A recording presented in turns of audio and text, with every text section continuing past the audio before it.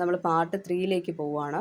Part 3യിൽ പറയുന്നതെന്ന് വെച്ച് കഴിഞ്ഞാൽ പ്രിൻസ്ലി സ്റ്റേറ്റ്സ് പീപ്പിൾ, അതായത് നാട്ടുരാജ്യങ്ങളിൽ താമസിക്കുന്നതായിട്ടുള്ള ആൾക്കാരെപ്പോഴും നാട്ടുരാജാക്കന്മാർ ബ്രിട്ടീഷിന് എഗൻസ്റ്റ് ആണെങ്കിൽ അവരെ മാത്രമേ സപ്പോർട്ട് ചെയ്യാവൂ, ബ്രിട്ടീഷിനെ സപ്പോർട്ട് ചെയ്യുന്ന ആൾക്കാരെ സപ്പോർട്ട് ചെയ്യരുത് എന്ന് ഗാന്ധിജി പറഞ്ഞിട്ടുണ്ടായിരുന്നു. അതുപോലെ ഓഗസ്റ്റ് 9 1942 ആയപ്പോഴേക്കും ഗാന്ധിജിയും മറ്റ് ലീഡേഴ്സിനെയും നെഹ്റുവിനെയും പട്ടേലിനെയൊക്കെ അറസ്റ്റ് ചെയ്തു. കോൺഗ്രസ് ലീഡേഴ്സിനെ എല്ലാം തന്നെ അറസ്റ്റ് ചെയ്തു. അപ്പോൾ ഇത് മുന്നോട്ട് കൊണ്ടുപോയത് അരുണ ആസിഫ് അലിയാണ്. അതുകൊണ്ടാണ് അവരെ ക്വിറ്റ് ഇന്ത്യ സമര നായിക എന്ന് വിളിച്ചിരുന്നത്. അതായത് പല കോൺഗ്രസ് സെഷൻസും പ്രിസൈഡ് ചെയ്തത് അരുണ ആസിഫ് അലി ആയിരുന്നു. പിന്നെ 1939 ആയപ്പോഴത്തേക്കും ജർമ്മനിയും അതുപോലെ ബ്രിട്ടൻ തമ്മിൽ നടന്നു, യുദ്ധം നടന്നിട്ടുണ്ടായിരുന്നു. അതിൻ്റെ പശ്ചാത്തലത്തിലാണ് നടന്നത്, ഈ ക്വിറ്റ് ഇന്ത്യ സമരമൊക്കെ നടന്നത് ഈ ഒരു വാറിൻ്റെ പശ്ചാത്തലത്തിലാണ്, ജർമ്മനി വേഴ്സസ് ബ്രിട്ടൻ. അപ്പോൾ ഇന്ത്യക്കാർക്ക് ഫോഴ്സ്ഫുള്ളി അതിൽ ജോയിൻ ചെയ്യേണ്ടതായിട്ട് വന്നു, അവരുടെ കൺസെൻറ്റ് കൂടാതെ തന്നെ ജോയിൻ ചെയ്യേണ്ടതായിട്ട് വന്നു. ഇതൊക്കെ കാരണമാണല്ലോ, ഞാൻ ആദ്യം കുറേ റീസൺസ് പറഞ്ഞിട്ടുണ്ടായിരുന്നു. പിന്നെ അണ്ടർഗ്രൗണ്ട് ആക്ടിവിറ്റീസിൽ മുന്നിട്ട് നിന്ന ആൾക്കാരാണ് അരുണ ആസിഫ് അലി. ഇവരൊക്കെ ജയിലിൽ അടയ്ക്കപ്പെട്ടിട്ട് പിന്നീട് ജയിലിൽ ചാടി പുറത്ത് വന്നവരാണ്. അപ്പോൾ ജയപ്രകാശ് നാരായണും ഒക്കെ അങ്ങനെ വന്നിട്ടുള്ള ആൾക്കാരാണ്. അദ്ദേഹവും അണ്ടർഗ്രൗണ്ട് ആക്ടിവിറ്റീസ് ആയിരുന്നു കൂടുതലും ചെയ്തിട്ടുണ്ടായിരുന്നത്. ക്വിറ്റ് ഇന്ത്യ സമര നായകൻ എന്നാണ് ഇദ്ദേഹത്തെ പറയുന്നത്. ഉഷ മെഹ്ത്ത സീക്രട്ട് റേഡിയോയുടെ ആളാണ്. എന്ന് വെച്ച് കഴിഞ്ഞാൽ ബോംബെ ബേസ്ഡ് ആയിട്ടുള്ള ഒരു സീക്രട്ട് റേഡിയോ പ്രവർത്തിച്ചു വന്നിട്ടുണ്ടായിരുന്നു. അപ്പോൾ ആ സീക്രട്ട് റേഡിയോയിൽ സംപ്രേഷണങ്ങൾ ദിവസം ഉണ്ടായിരുന്നു. അതിനെയൊക്കെ ഹാൻഡിൽ ചെയ്തിരുന്ന ആളായിരുന്നു ഉഷ മെഹ്ത്ത. അതുപോലെ തന്നെ അതിൽ സീക്രട്ട് റേഡിയോയിൽ വന്ന് കാര്യങ്ങളെല്ലാം പ്രൊപ്പഗേറ്റ് ചെയ്ത ആളുകളിൽ മുന്നിട്ട് നിന്നിരുന്ന ഒരാളാണ് റാം മനോഹർ ലോഹിയ എന്ന് പറഞ്ഞിട്ടുള്ള വ്യക്തി. പിന്നെ ബിജു പട്നായിക്, ഇവരെല്ലാം അണ്ടർഗ്രൗണ്ട് ആക്ടിവിറ്റീസ് ചെയ്തിരുന്ന ആൾക്കാരാണ്. പിന്നെ ബോംബിൻ്റെയും ആംസിൻ്റെയൊക്കെ ഡിസ്ട്രിബ്യൂഷൻ ആ സമയത്ത് ഒരുപാട് വേണ്ടി വന്നിരുന്നു. അപ്പോൾ ഇങ്ങനെ അതും എല്ലാം ആ ഒരു ഡിസ്ട്രിബ്യൂഷനും കാര്യങ്ങളും എല്ലാം ഡീൽ ചെയ്തിരുന്നത് ത്രൂ ദി സീക്രട്ട് റേഡിയോ. പിന്നെ വുമൺ ലീഡേഴ്സ് എന്ന് പറയുന്നത് ഉഷ മെഹ്ത്ത, സുജേത കൃപലാനി, അരുണ ആസിഫ് അലി ഒക്കെയായിരുന്നു വുമൺ ലീഡേഴ്സ് എന്ന് പറഞ്ഞിട്ടുണ്ടായിരുന്നത്.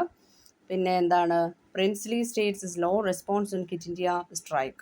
ക്വിറ്റ് ഇന്ത്യ സ്ട്രൈക്കിനോട് പ്രിൻസ്ലി സ്റ്റേറ്റുകൾക്കെല്ലാം വളരെ ന്യൂട്രൽ ആയിട്ടുള്ള അല്ലെങ്കിൽ ലോ റെസ്പോൺസ് ആയിരുന്നു ഉണ്ടായിരുന്നത്. ഗാന്ധിജി പറഞ്ഞ ഒരു വാക്ക് അല്ലെങ്കിൽ ആ ഒരു സെൻറ്റൻസ് വളരെ ഇമ്പോർട്ടൻ്റ് ആണ്, പല പരീക്ഷകൾക്കും ചോദിച്ചു കണ്ടിട്ടുള്ളതാണ്. തകർന്നുകൊണ്ടിരിക്കുന്ന ഒരു ബാങ്കിൻ്റെ പിൻ തീയതി വെച്ച് ചെക്ക് എന്നാണ് ഗാന്ധിജി എന്തിനെ വിശേഷിപ്പിച്ചതാണ് ഈ ഒരു ക്രിപ്സ് മിഷൻ്റെ റെക്കമെൻഡേഷൻ അല്ലെങ്കിൽ Cripps mission dominion status തരാമെന്നൊക്കെ പറഞ്ഞിട്ടുണ്ടായിരുന്നല്ലോ.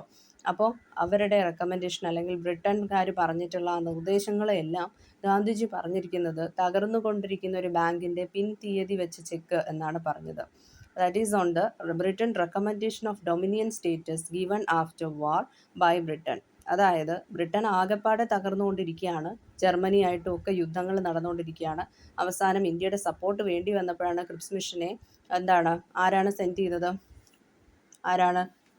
Winston Churchill അല്ലേ. അപ്പോൾ വിൻസ്റ്റൺ ചർച്ചിൽ ഇങ്ങോട്ടേക്ക് ക്രിപ്സ് മിഷനെ സെൻഡ് ചെയ്തത്. അപ്പോൾ സെൻഡ് ചെയ്ത് കഴിഞ്ഞിട്ട് അവർ കുറേ റെക്കമെൻഡേഷനൊക്കെ വെച്ചു. അതായത് യുദ്ധമൊക്കെ ജയിച്ച് കഴിഞ്ഞതിന് ശേഷം ഡൊമിനിയൻ പദവിയൊക്കെ തരാമെന്ന്. കാരണം ഓൾറെഡി തകർന്നിരിക്കുന്ന ഒരാളാണ് ബ്രിട്ടൻ എന്ന് പറയുന്നത്. അപ്പോൾ പിന്നീട് അവരെ വിശ്വസിച്ചിട്ട് അവരെ കൂടെ നിന്നിട്ട് അവസാനം ഇതൊന്നും നടക്കാൻ പോകുന്നില്ല.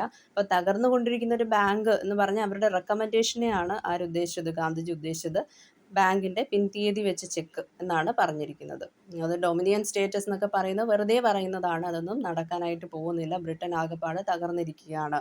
അത് നമ്മൾക്കൊരു മുതൽക്കൂട്ടാവുകയും ചെയ്തു. ക്വിറ്റ് ഇന്ത്യ സമരമൊക്കെ നടക്കുമ്പോഴത്തേക്കും നമുക്ക് കുറച്ചുകൂടെ ഒരു സ്ട്രെങ്തും കാര്യങ്ങളും ഒക്കെ കിട്ടും ഇതിന് എഗനിസ്റ്റായിട്ട് നിൽക്കാൻ വേണ്ടിയിട്ട്. കാരണം ബ്രിട്ടൻ ആകെപ്പാട് തകർന്നിരിക്കുകയാണെങ്കിൽ നമുക്കതൊരു ഓപ്പർച്യൂണിറ്റിയാണ്. Indians wanted self-governance, not dominion status offered by Cripps Mission. അപ്പം ക്രിപ്സ് മിഷൻ ആഹ്വാനം ചെയ്തത് ഡൊമിനിയൻ സ്റ്റേറ്റസ് ആണ്, പക്ഷെ നമുക്ക് വേണ്ടത് സെൽഫ് ഗവേണൻസ് ആയിരുന്നു.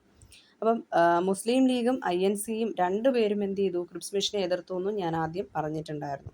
അപ്പോൾ ഈ ക്രിപ്സ് മിഷനെ എതിർക്കാനുള്ള റീസൺ എന്തായിരുന്നു? മുസ്ലിം ലീഗ് എതിർക്കാനുള്ള കാര്യം എന്ന് പറഞ്ഞു കഴിഞ്ഞാൽ മുസ്ലിം കൺട്രിയെക്കുറിച്ച് പ്രത്യേകമായിട്ടൊരു പാകിസ്ഥാൻ വരണമെന്നോ അല്ലെങ്കിൽ മുസ്ലിം കൺട്രി രൂപീകൃതമാവണമെന്നോ അങ്ങനെയൊന്നും പറഞ്ഞിട്ടില്ലായിരുന്നു. അതുകൊണ്ടാണ് ക്രിപ്സ് മിഷനെ എതിർത്തത്.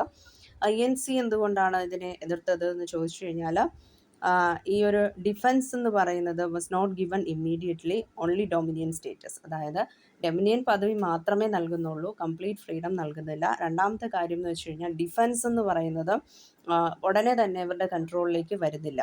അല്ലെങ്കിൽ നമ്മുടെ ഇന്ത്യക്കാരുടെ കൺട്രോളിലേക്ക് ഇവരൊരിക്കലും ഡിഫൻസ് എന്ന് പറയുന്ന പെട്ടെന്ന് തരുന്നില്ല. അപ്പോൾ ആ ഡിഫൻസിൻ്റെ ആ ഒരു കൺട്രോൾ ഇന്ത്യക്കാരുടെ കൺട്രോളിൽ വന്നാലല്ലേ എന്ത് ചെയ്യാൻ പറ്റത്തുള്ളൂ, നമുക്ക് ആക്റ്റീവായിട്ട് യുദ്ധങ്ങൾ നടത്താനായാലും അല്ലെങ്കിൽ ബാക്കി കാര്യങ്ങളിലൊക്കെ ഇൻ്റർ നാഷണൽ റിലേഷൻഷിപ്സിലായാലും എല്ലാം അതേപോലെ സ്റ്റേബിളായിട്ട് മെയിൻറ്റെയിൻ ചെയ്ത് കൊണ്ടുപോകണമെങ്കിൽ ഡിഫൻസ് നമ്മളെ കൺട്രോളിലായിരിക്കണം. അപ്പോൾ ഈ ക്രിപ്സ് മിഷൻ എന്ന് പറഞ്ഞിട്ടുള്ള അവർ വന്നപ്പോൾ ഡൊമിനിയൻ പദവി കൊടുക്കാമെന്നും പറഞ്ഞു, കംപ്ലീറ്റ് ഫ്രീഡം കൊടുക്കത്തില്ല എന്നും പറഞ്ഞു. അതുപോലെ ഡിഫൻസ് പോലുള്ള അത്യന്താപേക്ഷിതമായിട്ടുള്ള കുറേ വകുപ്പുകളും കാര്യങ്ങളും ഒന്നും ഇന്ത്യക്കാർക്ക് പെട്ടെന്ന് തന്നെ നൽകത്തില്ല എന്നും പറഞ്ഞു. അപ്പോൾ ഇതൊക്കെ കൊണ്ടാണ് എന്ത് ചെയ്യുന്നത്, ഈ INC ഇതിനെ എതിർക്കാനുള്ള കാര്യം. പിന്നെ നമ്മൾ പറയാൻ പോകുന്ന ബ്രിട്ടീഷ് രാജ് എന്ന് പറഞ്ഞിട്ടുള്ളതിനെ കുറിച്ചാണ്.